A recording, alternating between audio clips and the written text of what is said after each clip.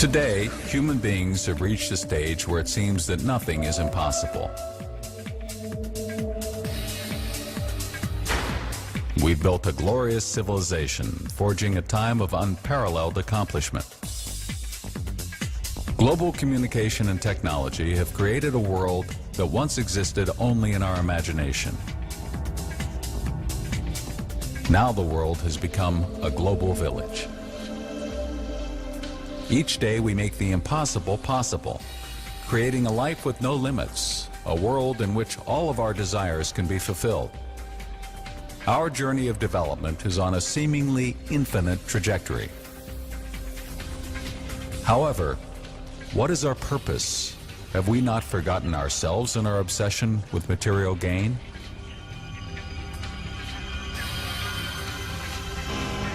From time immemorial, people have been trying to explore and discover a simple truth to understand the self.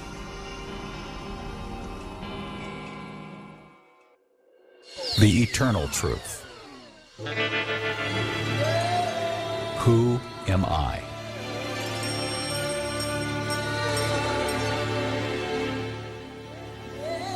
In every human being, the wish to understand is innate and natural. People are taking an interest in history to understand the past. Some are learning the legal constitution, rules, and regulations, while others are immersed in science and technology. How astonishing it is that man knows many things, but does not know himself. Some consider the self to be a body. Others consider the self to be the mind, while still others consider themselves to be the brain. After all that is said about our identity, the elusive question still arises: who am I?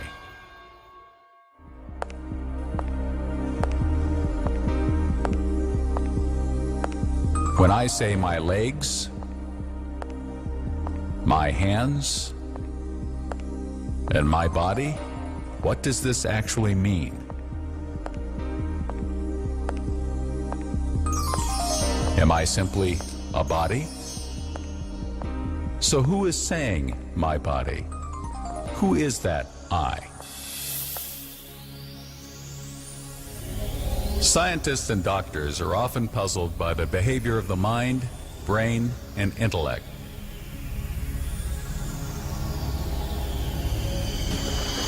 Incidents like near-death and out-of-body experiences, lucid dreams, and spontaneous descriptions of incidents in previous births seem to defy logic. Again, the same question arises: where is this information coming from, and exactly who is experiencing it?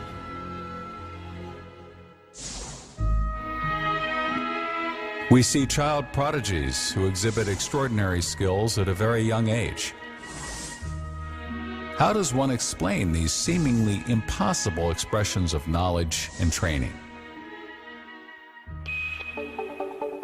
The question is the body driven solely by the brain? Does the brain drive the various organs of the body? Who or what directs the brain? Is the body just a collection of various cells with intricate metabolic activities, driven by complex neural networks secreting hormones and enzymes, pumping blood, controlling respiration and digestion?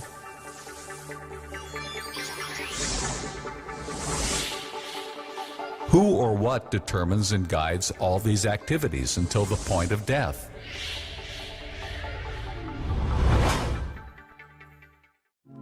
Where do thoughts originate? How do they interact with the body? Is the ultimate source of thought the brain, or is there something that operates the brain as well? Are thoughts physical or metaphysical?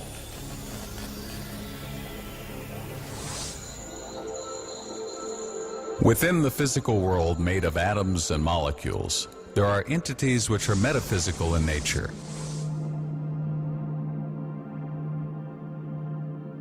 No microscope or telescope can see them, nor can they be measured by any instrument. The only method to discover them is by turning within and by being in silence. Let us now embark on a unique journey, exploring, discovering, and understanding the eternal truth about the self, where we will fully experience who I am.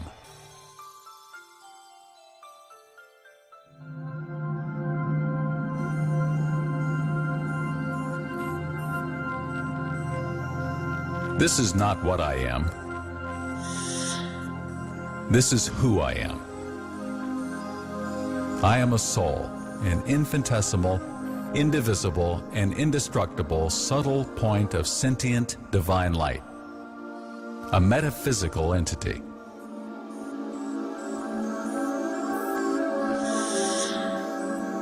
As long as the soul resides in the body is said to be living. When the soul leaves the body, it is said to be a corpse, and this occurrence is called death. However, the soul continues to exist, as I, the soul, is eternal, indestructible, and immortal. The soul is life. It is the soul who thinks, makes decisions, and is responsible for all the actions performed by the body, either voluntary or involuntary. It is the soul who carries all the impressions, and it is within me, the soul, that memory is stored. Yes, I am a soul, and a soul is what I am. I, the soul, am the master of the body. Not your soul or my soul, because you are the sentient being known as the soul. And the body is simply your means of expression and conveyance in the physical world. I, the soul, am infinitesimally small in size. I am indivisible. No weapon can wound me. I can neither be burnt by fire nor be blown away by wind. Nor will the soul get wet. No physical material can block the movements of the soul. I, the soul, am immortal, and my existence is eternal. I reside within the brain, behind the center of the forehead. Seated in this location, I, the soul, manage every organ of the body through the brain. Within me, the tiny infinitesimal point of light, limitless processes take place.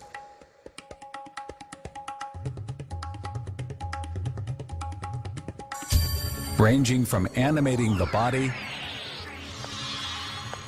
to actively shaping the destiny of my own life.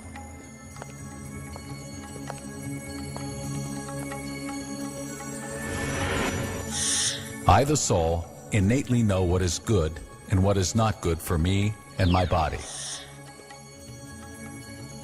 But I've forgotten how to tap into this knowledge.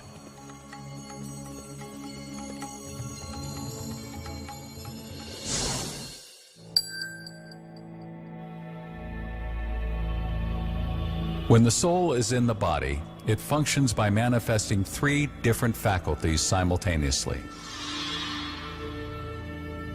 These are the mind, the intellect, and the impressions, or sanskaras.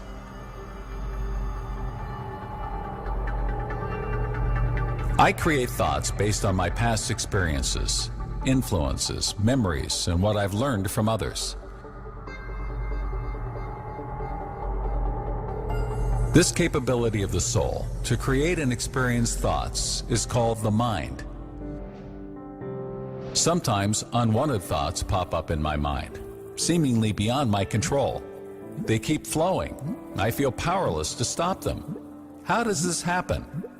Random, often unwanted thoughts are due to the impressions on the subconscious mind formed by my previous actions.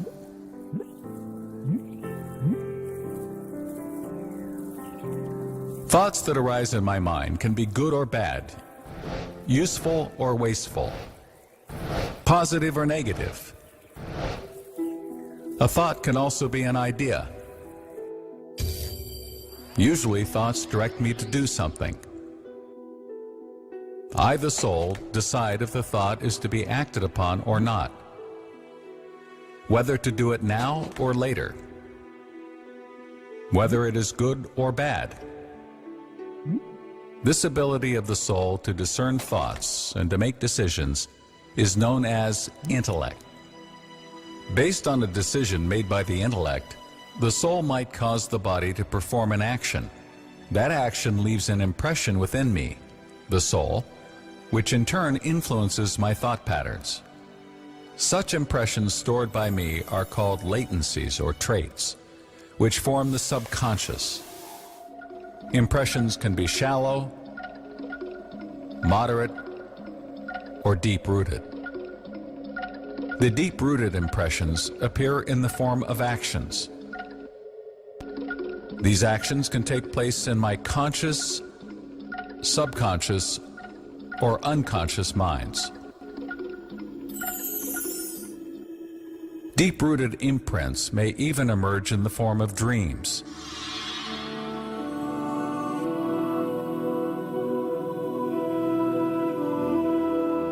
Dreams are a result of deep impressions left by the actions performed by a person over a period of time.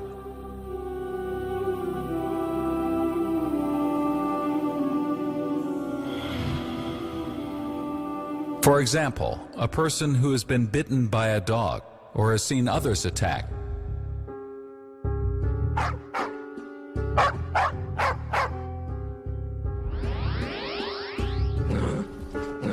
becomes frightened when seeing a dog. Similarly, a person who has seen others drowning or himself has had a bad experience with water can be very afraid of it. Phobias develop.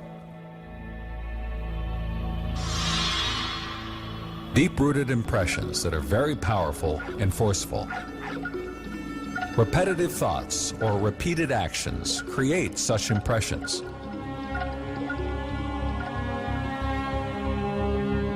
A person who has developed negative impressions or allowed negative impressions to take root not only does harm to himself, but becomes a medium to spread negativity in society and the world.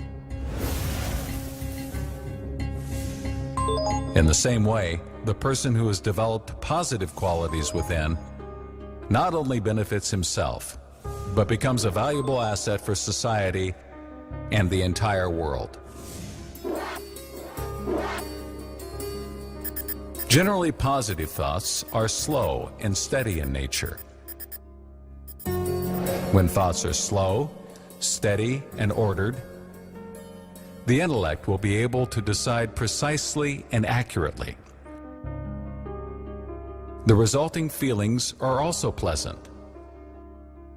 Such persons are stable and calm in nature.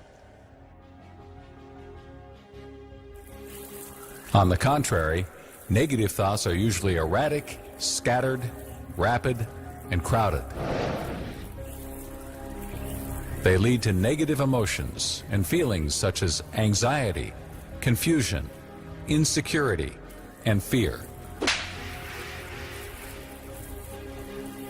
Sometimes it happens that many thoughts arise quickly and simultaneously in the mind. As a result, the intellect is bombarded with a huge amount of thoughts. In such situations, the intellect will not be able to judge properly, resulting in confusion or stress.